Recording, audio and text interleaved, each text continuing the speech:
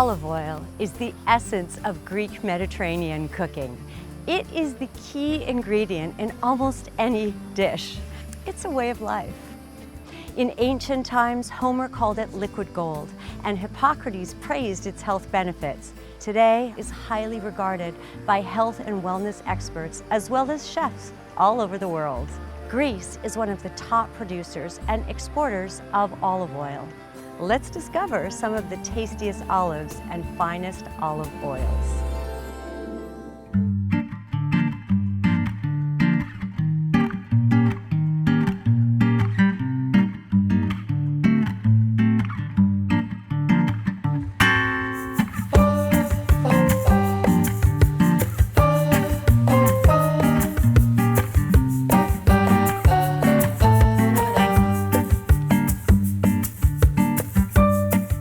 Η Χίος είναι ένα από τα μεγαλύτερα νησιά του Βορείου Αιγαίου.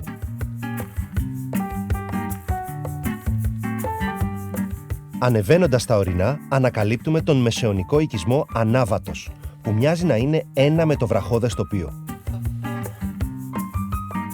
Συνεχίζουμε προς τα Αυγόνυμα, ένα ακόμη μεσαιωνικό χωριό σε υψόμετρο 500 μέτρων.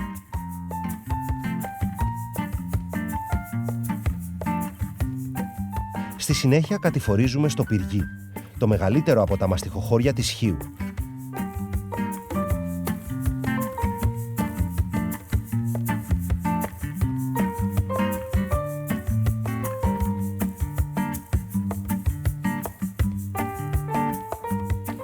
Το μοναδικό ζωγραφιστό χωριό στην Ελλάδα, με τη μεσαιωνική όψη και τα σπίτια που συνδέονται με τα απέναντι με αψίδες ή κατά τη χιώτικη διάλεκτο δοξαράδες.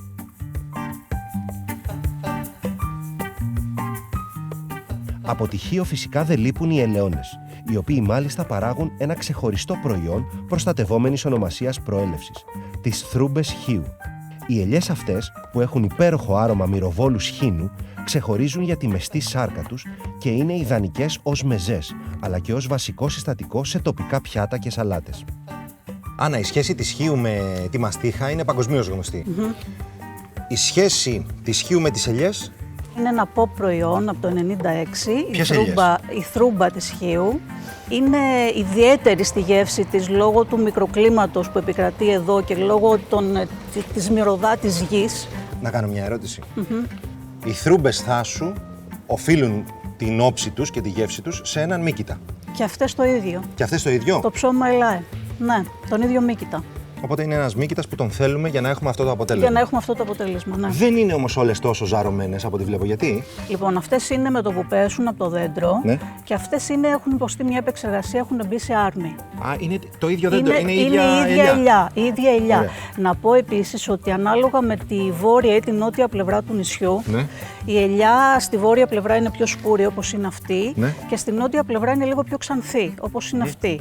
Γευστικά τώρα ποια είναι η διαφορά και γιατί έχουμε και τα δύο προϊόντα? Γευστικά ποια είναι η διαφορά? Αυτή είναι γλυκιά, ναι. Πρέπει να τη δοκιμάσετε για να δείτε. Ωραία. Και αυτή είναι αλμυρή, έχει μπει σε άρμη. Έχει και κάποια άλλα αρώματα εδώ πέρα. Τα αποθηκεύεις με αρώματα μέσα? Όχι, τίποτα. Μπήκε η ελιά αυτούσια όπως είναι. Έτσι όπως είναι. Έτσι όπως είναι, ναι. Ωραία. Και εδώ να δοκιμάσω εδώ και από αυτήν. να δοκιμάσετε, είναι με άρμη.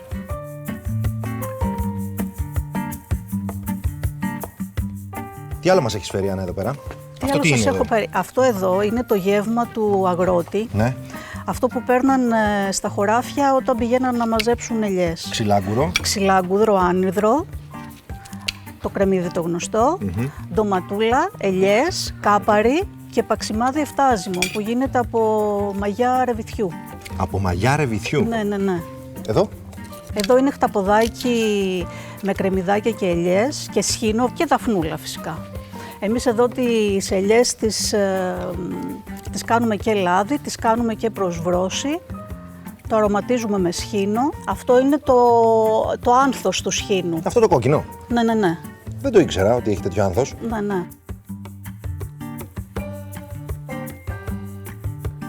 Να δούμε λίγο και το ελιόψωμο, να κόψουμε και το ελιόψωμο. Και αυτό εσύ το έκανες? Και αυτό εγώ το έκανα. Θα το κόψω με τα χέρια, Με τα χέρια καλύτερα. Το οποίο είναι με θρούμπα χείου, την οποία εμείς εδώ τη λέμε κουρμάδα ή χαμάδα.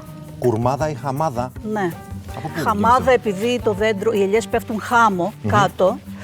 Και κουρμάδα, γιατί είναι γλυκές όπως οι κουρμάδες. Και αυτό είναι ένα πλήρες γεύμα από μόνο του. Θυμάρι, ναι, έχει θυμαράκι μέσα. Θα βάλεις και λάδι.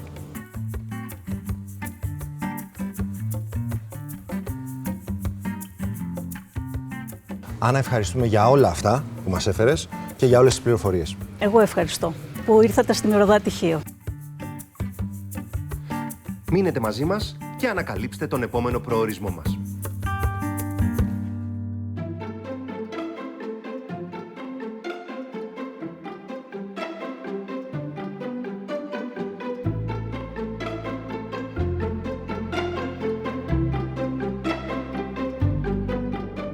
Πανέμορφη και με τεράστια ποικιλομορφία, η Χαλκιδική είναι πολύ αγαπητή στους Θεσσαλονικείς, αλλά και στους επισκέπτες από τις γειτονικές βαλκανικές χώρες, οι οποίοι έρχονται εδώ για διακοπές κάθε καλοκαίρι.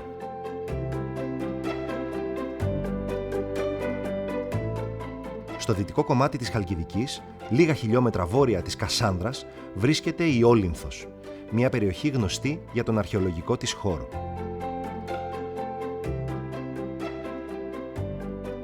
Εδώ τα αρχαία χρόνια άνθησε μια σπουδαία πόλη, στην οποία μάλιστα εντοπίστηκε μια μιλόπετρα του 4ου αιώνα π.Χ., που χρησιμοποιούνταν για την επεξεργασία της ελιάς.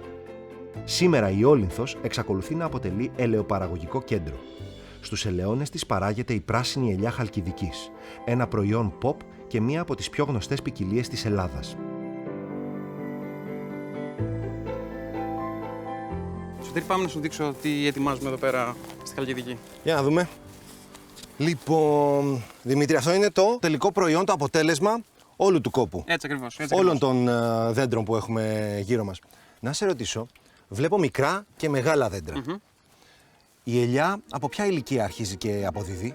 Συνήθως αποδίδει από το 3ο έτος και μετά. Τρίτο έτος. Με τις κατάλληλες καλλιεργητικές πρακτικές αποδίδει από το 3ο έτος και μετά. Όσο μεγαλώνει το δέντρο, τόσο πιο δυνατό γίνεται, τόσο καλύτερη απόδοση έχει. Ο καρπός της είναι διαφορετικός. Όχι, όσο μεγαλώνει το δέντρο μπορεί να σου αποδώσει περισσότερο, δηλαδή να σου δώσει περισσότερα τελάρια ελιάς. Όμως οι παλιές ελιές μπορούν να συγκρατηθούν χωρίς την χρήση νερού, ας πούμε. Δηλαδή μπορούμε να κάνουμε τον καρπό που θα κάνει και ένα νέο δέντρο, αλλά χωρίς την χρήση νερού. Πράσινη ελιά Χαλκιδικής. Ακριβώς. Και όλα αυτά εδώ τι έχουμε, διάφορες συνταγές. Διάφορες συνταγές. Όπως. Έχουμε απλή ελιά χαλκιδική σκέτη, γεμιστή με αμύγδαλο, γεμιστή με πιπεριά. Αυτή η ελιά είναι φυσική ελιά, η οποία μετά τη συγκομιδή την τοποθετούμε μέσα σε βαρέλια, ας πούμε, πλαστικά. Η συγκομιδή πότε γίνεται? Η συγκομιδή γίνεται από 15 Σεπτέμβρη μέχρι 15 Οκτώβρη και η ελιά είναι στο πράσινο χρώμα, Ναι. άγουρη. Έτσι συγκομίζεται. Αν τη μαζέψουμε αργότερα, θα αλλάξει το χρώμα? Θα αλλάξει το χρώμα. Θα είναι ιώδες Ναι. ή μπορεί να είναι και τελείως κοκκινοπό προς μαύρο, ας πούμε. Ωραία. Γευστικά, Αλλάζει και αυτό. Καθώς γίνεται ιώδες, αυξάνονται τα ζάχαρα και έτσι η ελιά γίνεται πιο γλυκιά. Ενώ όταν τη μαζεύουμε εμείς πράσινη, είναι άγουρη και πικρή. το pop προϊόν ποιο είναι? Το πω προϊόν είναι η πράσινη ελιά Χαλκιδικής. Η πράσινη. Η πράσινη. Μπορώ να δοκιμάσω? Βεβαίως. Το αυθεντικό. Βεβαίως. Εδώ πέρα. Πράσινες ελιές Χαλκιδικής. Ακριβώς. Και εδώ έχουμε Και εδώ έχουμε μαύρη την ελιά. ίδια ελιά. Ακριβώς. Η οποία είναι συγκομισμένη γύρω στις 15 με 30 μέρες αργότερα. Αργότερα Ναι, από ναι. αυτήν. Ακριβώς. Η ίδια ελιά είναι, Ακριβώς. το ίδιο δέντρο. Το ίδιο δέντρο. Δοκιμάζω. Βεβαίως. Εγώ θα πω το εξής. Είναι και οι δύο εξαιρετικές. Έχει σάρκα. Η πράσινη έχει μια πιο ιδιαίτερη γεύση. Τη θυμάσαι. Η μαύρη είναι πιο γλυκιά. Φαίνεται ότι είναι πιο όριμη. Αλλά νιώθεις ότι κάπου έχεις ξαναφάει κάτι αντίστοιχο. Οκ. Εσύ ελιές δοκιμάζεις γενικά ή είσαι περήφανος και τρως μόνο από την περιοχή? Όχι, εννοείται, δοκιμάζω από όλες τις περιοχές. Εννοείται. Πάμε στην πράσινη.